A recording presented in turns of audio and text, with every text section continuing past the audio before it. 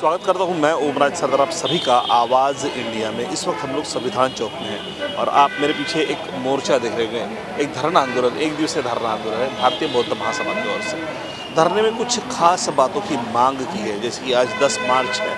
आज के दिन सावित्रीबाई फुले इनका निधन हुआ था, तो ये स्मृति दिन के रूप में यहाँ पर मनाया जा रहा है। इनकी पहली मांग तो ये है कि सावित्रीबाई फुले को भारत रत्न दिया जाए। यकीनन उन्हें भारत रत्न मिलना बेहद ज़रूरी है, क्योंकि उन्होंने महिलाओं के लिए पहली स्कूल जो शुरू की थी और उनका जो योगदान था महिलाओं के प्रति, उसके लिए उन्हें भारत रत्न मिलना बेहद ज़रूरी है। साथ ही साथ महाबोधि टेम्पल को लेकर जो बीटी एक्ट है, उस बीटी एक्ट के खिलाफ भी ये प्रदर्शन यहाँ पे किया जा रहा है।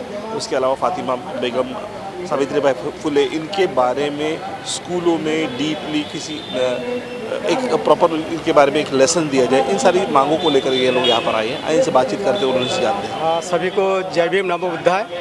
आवाज़ इंडिया चैनल और इनके सहकारी उनको भी जय भीम नमो बुद्धाय। राष्ट्रीय बौद्ध महासभा की ओर से पूरे भारतवर्ष में ये सावित्रीबाई फुले स्मृति दिन के निमित्त एक हमारा 5 सूत्रीय डिमांड जो राष्ट्रपति महोदय को देने जा रहे हैं कलेक्टर के थ्रू।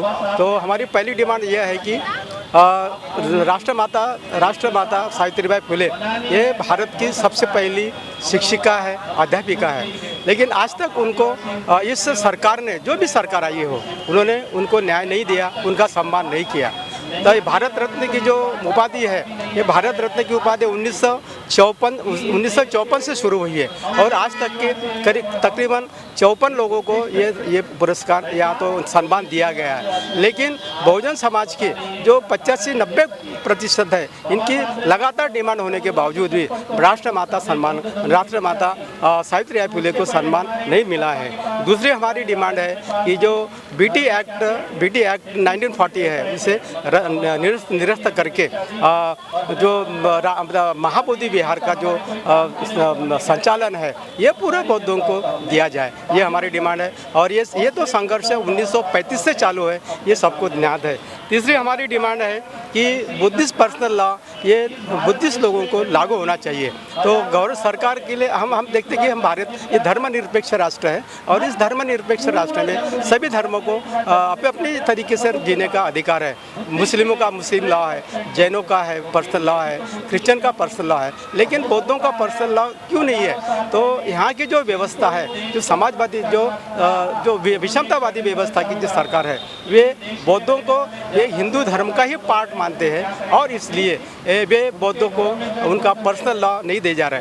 और इस डिमांड के अगेंस्ट में सुप्रीम कोर्ट में भी केसेस चालू है, लेकिन उसके बावजूद भी वहाँ पर भी न्याय नहीं मिल रहा। इसलिए राष्ट्रीय बौद्ध महासभा ने ये पूरा देश में 25 राष्ट्र में जो जहाँ तक राष्ट्रीय बौद्ध महासभा का नेटवर्क है, तो वो नेटवर्क के माध्यम से करीबन 500 जिले में एक ही दिन राष्ट्रपति को निवेदन देना है, वो कलेक्टर और कमिश्नर के माध्यम से। चौथा हमारी ये डिमांड है कि पाली भाषा जो है, पाली भाषा भारत की सर्वप्रथम भाषा है, सबसे पुरानी भाषा है, लेकिन उसके बावजूद भी उसको जो भारत सरकार की 8वीं सूची में जो 22 भाषाएं हैं, उस 22 भाषा में उसका समावेश नहीं किया गया है। क्यों नहीं किया गया? तो उसका एक कारण हमें मालूम होता है कि हमारे जो लोग, जो बुद्धिस्ट लोग हैं, वो तो रोज़ बोलते हैं, वंदना बोलते हैं, और वंदना किस में होती है? पाली भाषा में। हमारे भंते लोग वंदना दे लेते हैं, परित्राण लेते हैं, ये सब पूरा पाली भाषा में। तो पाली भाषा हमारे करोड़ों बुद्धिस्ट भारत में बोलते हैं, लेकिन हमें ये बोला जाता है कि बुद्धिस्ट भाषा, पाली भाषा की बोली नहीं जाती। अब ये बताइए मुझे कि संस्कृत भाषा कितने लोग बोलते हैं, लेकिन उसके बावजूद भी संस्कृत को 8वीं सूची में लिया गया है। लेकिन तो उसी तरह पाली ये है, पाली ये सबसे माने पुरानी भाषा है और उसी भाषा से सारी भाषाओं का उगम हो चुका है। तो हमारी डिमांड है कि पाली भाषा को 8वीं सूची में, संविधान की 8वीं सूची में उसको न्याय मुझे स्थान मिलना चाहिए। इसके बारे में हमारे खांडेकर जी, हमारे जो पाली भाषा के जो जानकार थे, विधाता थे, उन्होंने भी सुप्रीम कोर्ट में केस दायर की थी और अभी भी सुप्रीम कोर्ट में एक केस हमारे बहुत सारे जो साथी हैं वो केस लड़ रहे हैं। और 5वीं हमारी डिमांड है कि महात्मा फुले, सावित्रीबाई फुले और इन दोनों को जिन्होंने शुरुआत से ही साथ दिया था, फातिमा शेख, तो ये तीनों का भी जो जीवन संघर्ष है उस जीवन संघर्ष को पाठ्यक्रम में शायद वो प्राइमरी से लेके तो पोस्ट ग्रेजुएशन ग्रेजुएशन तक के उनके जीवन संघर्ष को पाठ्यक्रम में शामिल करना चाहिए। ये हमारी 5 डिमांड है। सरकार से उम्मीद रखते हैं कि हमारी 5 डिमांड पे गौर करेंगे और जहाँ तक शामिल करने का। सबसे पहले मैं हमारा जो आवाज़ चैनल को धन्यवाद देता हूँ, क्योंकि आवाज़ चैनल के माध्यम से जो आज महाबोधि महाविहार मुक्त करने के लिए और बीटी एक्ट रद्द करने के लिए जो विचार हम यहाँ पर दे रहे हैं, बता रहे हैं, संघर्ष कर रहे हैं, ये उसका पूरा ब्यौरा ये आवाज़ चैनल के माध्यम से पूरे विश्व में जाएगा। तो मैं सर्वप्रथम इनको धन्यवाद देता हूँ कि ये जो सोशल मीडिया जो रहता है ये विचार जन जन तक पहुँचाता है और जो दिखता है बोलते वही बिकता है, ये सच है। तो आज महाबोधि महाविहार मुक्त करने के लिए और बीटी एक्ट 1949 रद्द करने के लिए यहाँ पर संविधान चौक में बड़े तादाद में लोग इकट्ठा होकर ये मांग कर रहे हैं कि जो हमारी विरासत है, जो सम्राट अशोक ने महाबोधि विहार की स्थापना करके ये महाबोधि विहार से बुद्ध के विचार भारत में ही नहीं तो विश्व में जाए, जो विचार मनुष्य के लिए बहुत ही हितकारक है, कल्याणकारक है, ये विचार उन्होंने देने के लिए महाबोधि महाविहार की स्थापना की। परंतु ये षड्यंत्री लोग, ये जो मनुवादी लोग, ये बुद्ध के जो सही विचार है, जो सत्य पर आधारित है, लोक कल्याण के लिए है, वो विचार विश्व में भारत में नहीं जाना चाहिए और हमारा वर्चस्व प्रस्थापित होना चाहिए, मनुवादी विचार प्रस्थापित होना चाहिए करके महाबोधि महाविहार पर कब्जा ये हिंदू ने, ये पंडा ने किया है। ये हमारे बौद्धों के लिए, विश्व के बौद्धों के लिए बहुत ही यानी अन्यायकारक है।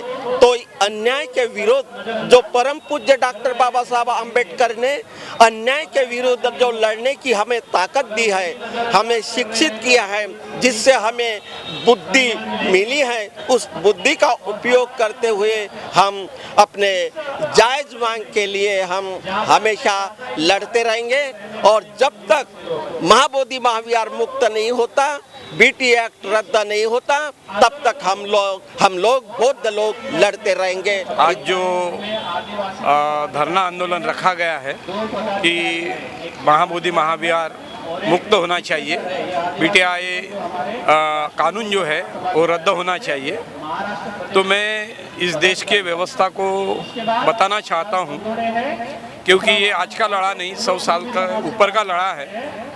और आज तक इसलिए नहीं दिया क्योंकि हमारी संख्याओं का गिनती कम होती थी, लेकिन आज पूरे भारतवर्ष में सिर्फ शेड्यूल कास्ट ही नहीं है, तो ओबीसी की कई सारी जातियां आज बौद्ध धर्म को स्वीकार कर रही है और बड़े पैमाने पे उसका कन्वर्शन हो रहा है।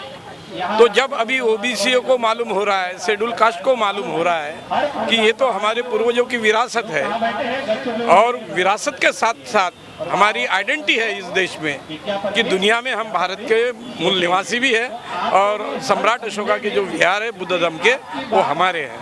तो भाई हम तो भारत के संविधान को मानने वाले लोग हैं, तो इसीलिए कानून के हिसाब से न्यायोचित मांगों को लेकर आज पूरे भारतवर्ष में हर जगह ये धरना आंदोलन चल रहा है, मांग चल रही है। और सरकार इतना करने के बावजूद भी अगर नहीं समझती है तो बाबा साहब के बताए हुए मार्ग का अपनाकर हम लोग बड़े पैमाने पर इस देश में आंदोलन भी कर सकते हैं। ये भी सरकार को जानना चाहिए। जब इस देश का बहुजन समाज बड़े पैमाने पर अगर रास्ते में उतरा तो शायद भारत देश के प्रधानमंत्री को समझ में आएगा, क्योंकि उसकी कुर्सी भी जा सकती है, उसकी सत्ता भी जा सकती है। आज हिटलर जैसे व्यवहार करता है, क्योंकि हमने देखा शेतकरी आंदोलन हुआ पंजाब हरियाणा का, 700 शेतकरी मरने के बाद, काश्तकार मरने के बावजूद भी इन लोगों को समझ में नहीं आया। ये तो पूरे भारतवर्ष का प्रश्न है, भारत देश का अस्तित्व है। और इतना ही नहीं तो दुनिया में जितने सारे बौद्ध राष्ट्र हैं वो बौद्ध राष्ट्रों का भी ये प्रश्न है, क्योंकि ऐसा कभी दुनिया में जगह है ही नहीं कि जिनकी जगह है उनको ही आप उसको मालक नहीं समझ रहे। और यहाँ जो लोग शोषण करते हैं, दो बुद्धिज्म को विकृतीकरण करते हैं, डिमोलिश करते हैं, ऐसे लोगों को वहाँ पे बिठाया गया है। तो मैं सरकार के साथ में अपने जनता को भी, फुले शाह अम्बेडकर और बुद्ध धर्म को मानने वाले व्यक्ति को अपील करना चाहता हूँ कि साथियों, आज ये हमारा प्रश्न नहीं है तो हमारे पूरे मानवता का प्रश्न है, क्योंकि जब भी हमारे देश की आइडेंटिटी दुनिया में होती है तो ये बुद्ध का धर्म करके होती है। और आज क्या हो रहा है बुद्ध के धरती में कि वही मानवता को कुचला जा रहा है। तो चाहे माने या ना माने, लेकिन एक न्याय संगत डिमांड करके भारत के पूरे लोगों ने इस व्यवस्था के ऊपर दबाव बनाना चाहिए और बनाएंगे भी, ऐसी आशा है मुझे। और महाबोधी महाविहार मुक्त करेंगे। आज राष्ट्रीय बौद्ध महासभा धरणे आंदोलनचा कार्यक्रम इथे संविधान चौकामध्ये राष्ट्रीय बौद्ध महासभेच्या अंतर्गत इथे आयोजित केलेला आहे। आज दिनांक 10/3/2026 मंगळवार इथे आजपासून आम्ही संपूर्ण जिल्ह्यामध्ये हा कार्यक्रम आयोजित आणि आंदोलन सुरू आहे। तर गव्हर्नमेंटला आम्ही आज आमच्या मागण्या बोलू इच्छितो की ज्या आज गरजेच्या आहेत। तर त्या मागण्या कोणत्या? तर 10 मार्चला सावित्रीबाई फुले स्मृती दिवस दिनानिमित्त त्यांना आज भारतरत्न पुरस्कार ही उपाधी देऊन त्यांचा सन्मान गौरव करावा। महाबोधी महाविहाराचे प्रबंधन पूर्णतः बौद्धांना सोपविणे व असंविधानिक बीटी जो आहे तो 1949ला आणि 1950ला जेव्हा संविधान लागू झालं तर संविधानामध्ये बाबासाहेबांनी तरतूद केलेली होती की 1949च्या आधीचे जेवढेही काही नियम आहेत ते रद्द केले गेलेले होते। पण बिहारमध्ये महाविहारामध्ये जे आमचे महाबोधी विहार आहे ते अजूनपर्यंतही मुक्त झालेले नाही। आणि हा जो बीटी ॲक्ट आहे हा गव्हर्नमेंटने कॅन्सल करावा आणि तो 1949च्या संविधानाच्या नुसार ते बौद्धिस्ट जे महाबोधी विहार हे बौद्धांना सोपवण्यात यावे। दुसरी गोष्ट, इतर धर्मीयाप्रमाणे बौद्ध धर्मीयांना पृथक धर्मसंहिता म्हणजे पर्सनल लॉ बनवल्या जाईल त्यांचा। म्हणजे कसं की जे आता मायनॉरिटीजमध्ये जे शाळा येते तर मायनॉरिटीजला फक्त तुम्ही मान्य करता कुठल्याही फॅसिलिटीज, पण त्या अवगत करत नाही, ते अंमलात आणत नाही। आणि पाली भाषा हा संविधानाच्या 8व्या सूचीमध्ये सामील केले पाहिजे, कारण पाली भाषेचा जर संस्कृत भाषा जी आहे तो जो एक सब्जेक्ट तुम्ही दिलेला आहे पाठ्यक्रमामध्ये, जर तुम्ही पाली भाषाचाही अभ्यासक्रम पाठ्यक्रम हा जर शाळेमध्ये लागू जर झाला तर त्या पद्धतीने ती पाली भाषा शिकल्या जाईल आणि मग त्याची तेवढीच हे होईल। महात्मा ज्योतिबा फुले, माता सावित्रीबाई फुले व माता फातिमा शेख यांचा जीवन संघर्ष पाहून त्यांना त्या स्तरावरील पाठ्यक्रमात सामील केला पाहिजे। म्हणजेच त्यांच्या जीवनातील संपूर्ण जेही काही त्यांचा संघर्ष आहे तो अभ्यासक्रमामध्ये आणावा। हीच आमची आज राष्ट्रीय बौद्ध महासभेच्या अंतर्गत धरणे आंदोलन इथे आयोजित केलेले आहे। आणि आमच्या सुनंदा शिवपाल नितनवरे मी माझं एकच म्हणणं आणि राष्ट्रीय बौद्ध महासभेच्या अंतर्गत आमच्या सर्वांच्या ह्याच मागण्या आहे गव्हर्नमेंटला की त्या अंमलात आणाव्या आणि त्या मान्य कराव्या। 1949चा जो बुद्धिस्ट टेम्पल ॲक्ट आहे तो रद्द झाला पाहिजे आणि महाबोधी महाविहाराचं प्रबंधन हे बौद्धांच्या हाती दिलं पाहिजे। तसेच सावित्रीबाई फुले आज त्यांचा स्मृतिदिन त्या स्मृतिदिनानिमित्त भारत सरकारने त्यांना भारतरत्न हा पुरस्कार देऊन गौरवान्वित केलं पाहिजे, सन्मानित केलं पाहिजे. पाली भाषेला संविधानाच्या 8व्या सूचीमध्ये समाविष्ट केलं पाहिजे. अशा विविध मागण्यांसाठी राष्ट्रीय बौद्ध महासभेच्या वतीने आज संविधान चौक इथे एक दिवसीय धरणं आंदोलन करण्यात येत आहे आणि त्या धरणे आंदोलनानिमित्त भारतातील जवळपास 28 राज्यामध्ये आणि अंदाजे 600 जिल्हाधिकाऱ्यांच्या वतीनं महामहिम राष्ट्रपतीजी, भारत सरकार आणि मुख्यमंत्री बिहार सरकार यांना जिल्हाधिकाऱ्यांच्या वतीने आम्ही निवेदन देत आहोत. त्यासाठी आजचे हे धरणे आंदोलन आहे. याकरिता महिला सशक्तीकरण, the Buddhist Society of India, Samata Sainik Dal अशा विविध संघटनांनी एकत्रित येऊन आजचा हा धरणे आंदोलन यशस्वी केला. आज आप लोग कुछ मांगों को लेकर यहाँ पर धरना प्रदर्शन कर रहे हैं, जिनमें शायद पहली मांग तो मैं भी चाहता हूँ कि वो हो कि सावित्रीबाई फुले को यकीनन भारत रत्न मिलना ही चाहिए. वो क्यों लगता है आपको सावित्रीबाई फुले को भारत रत्न मिलना चाहिए? सावित्रीबाई फुले को भारत रत्न इसलिए मिलना चाहिए कि वो प्रथम महिला थी जिन्होंने इस पूरे भारतवर्ष में एक मुहूर्तमोड़ लगाई थी कि इस देश में जो SC ST OBC और सारे भारत भर की जितनी भी महिला हो, चाहे किसी भी कौम की हो, उनको स्कूल जाने के लिए स्कूल के दरवाजे बंद कर दिए गए थे. तो उसके लिए महात्मा फुले जी ने सावित्रीबाई फुले जी को मिलकर, अगर सावित्रीबाई फुले नहीं मिली होती महात्मा फुले जी को तो शायद ही महिलाओं के लिए काम करना मुश्किल गया रहता महात्मा फुले जी को.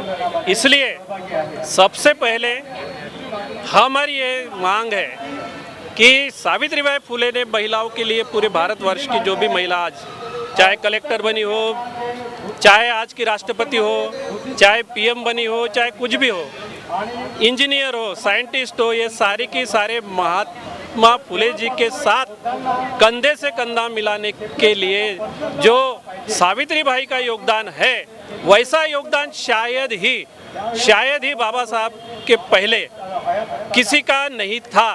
वो अकेली महिला थी माता सावित्रीबाई फुले कि जिन्होंने ये संघर्ष चलाया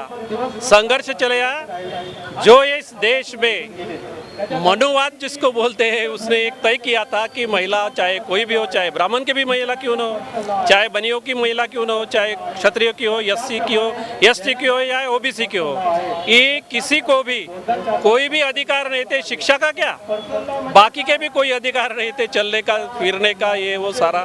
तो ये सब कुछ आज जो दिख रहा है चित्र भारतवर्ष में, जो कुछ भी चित्र दिख रहा है वो सावित्रीबाई फुले की देन है. महिला जो आज आगे बढ़े हुए पुरुषों के कंधे से कंधा मिलाकर जो आज महिलाएं ये जो आगे बढ़ रही है वो सावित्रीबाई फुले की देन है. इसलिए भारत सरकार से हमारी ये गुजारिश है, हमारी ये तमन्ना है दिली, राष्ट्रीय बौद्ध महासभा के बैनर तले और बहुत सारे संगठन हैं उनके तले, कि सावित्रीबाई फुले को जल्दी से जल्द ये भारत रत्न पुरस्कार से सम्मानित करना चाहिए. बाकी के जो भी जिसका कोई योगदान नहीं है, जो महिलाओं का, उनका पाठ्यक्रमों में पहली से लेकर PhD तक ये स्कूली पाठ्यक्रमों में बहुत बड़े पैमाने पर बड़ा चढ़ाकर बताया जाता है. मगर सावित्रीबाई फुले का आज भी जो योगदान है उसको पाठ्यक्रम में, यानी कि पहले तो मैं कहूँगा पहली से लेकर 8वीं तक जो बच्चे पढ़ते हैं उनको सावित्रीबाई फुले और जिन्होंने यहाँ संत महापुरुष हुए हैं SC ST OBC में, उन सभी संत महापुरुषों का पाठ्यक्रम में सिलेबस देना चाहिए. अगर ऐसा होता है तो एक जो आज जो बोलते हैं कि भारत देश ये गुंडागर्दी, मवालियों का, रेपिस्ट का, ऐसे कितने तो भी गलत तरीके से जा रहा है भारत देश. अगर ये पाठ्यक्रम में अगर पढ़ाया गया होता आज ये सारे संत महापुरुषों का लिटरेचर, तो शायद ही आज ये नौबत किसी को भी बोलने की जरूरत ना पड़ी रहती कि भारत देश कहाँ जा रहा है. भारत देश तो महान बोलते हैं, भारत देश को बुद्धिस्ट को बुद्ध देश बोलते हैं. ये भारत देश बुद्धिस्टों का ही देश था. बुद्धिस्ट यानी इस देश में रहने वाले SC ST और OBC, जिसकी मुहूर्त में बाबा साहब ने इस नागपुर की भूमि पर किया था, 14 अक्टूबर 1956 को। और जो लोग भूल गए हैं, यानी कि आदिवासी हो या ओबीसी हो या शेड्यूल कास्ट के कोई लोग जो भूल गए हैं कि हम इस देश के मूल निवासी थे, बुद्धिस्ट थे। मूल निवासी बोले तो बुद्धिस्ट, जो भी भारत देश का खुद को मूल निवासी कहता है, ये समझो को बुद्धिस्ट ही था, बुद्धिस्ट है। मगर कई सालों से, हजारों सालों से, सैकड़ों सालों से ऐसा हुआ है उनके साथ, उनकी साइकोलॉजी को चेंज करने के लिए, तो वो भूल गए हैं। जैसा एक पागल आदमी होता है, किसी कारण उसके ब्रेन हैमरेज होता रहता है और बहुत सारी बातें भूल जाता है, वैसे ही यहाँ के आदिवासी और ओबीसी ये थोड़े से भूल गए हैं। इसीलिए बाबा साहब ने 14 अक्टूबर 1956 को यहाँ के कुछ बाबा साहब को मानने वाले, बुद्धिस्ट को मानने वाले लोगों को इकट्ठा किया नागपुर में और बताया कि आपके कंधों पर मैं ये जिम्मेदारी छोड़ रहा हूँ कि इस देश के जो भूल गए हैं आदिवासी और ओबीसी लोग, उनको कंधे से, उनके कंधे से कंधे मिलाकर उनके साथ मैत्रीपूर्ण व्यवहार करके उनको आप ये बताएंगे कि आप इस देश के मूल निवासी बुद्धिस्ट हो, आपको इस दिशा में पहल करनी चाहिए कि आप बुद्धिस्ट हो। इन मांगों का असर होगा, जल्दी होगा, क्योंकि सरकार ये जान रही है अभी कैसा कि अभी शेड्यूल कास्ट के 99% लोग यहाँ इकट्ठा होते हैं आज के डेट में। बहुत कम लोग आदिवासी और ओबीसी के यहाँ समझ रहे हैं इस बात को। मगर अब हम अगर ऐसा जल्द से जल्द नहीं हुआ तो हमारा मोर्चा हम कहाँ खोलेंगे?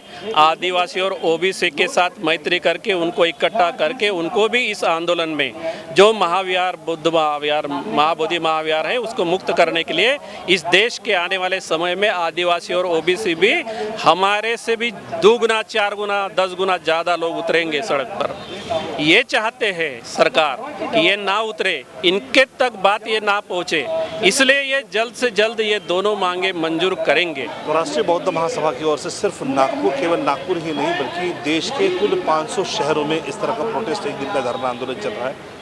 यहाँ से ज्ञापन दिया जाएगा कलेक्टर और कलेक्टर के जरिए राष्ट्रपति को दिया जाएगा।